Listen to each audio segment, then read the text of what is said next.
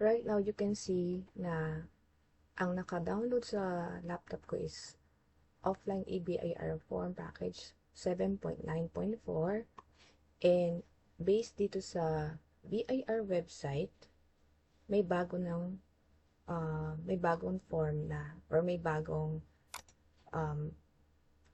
offline EBIR form package, which is 7.9.4.1. So if we're going to click this one, and then just to be safe, just have to click this. Ito yon, I have to download this one. Pero pag kinlik ko yan, don't run daw, pero I will make it run anyway. So sa EBIR forms, next, install. So sa C drive ko siya.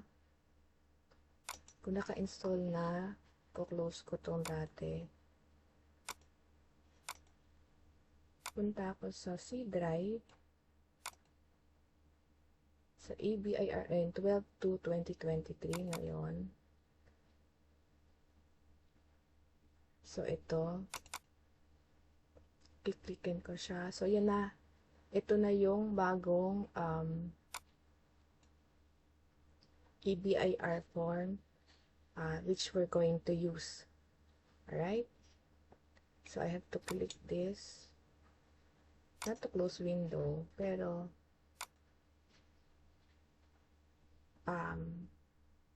right click, not close window eh.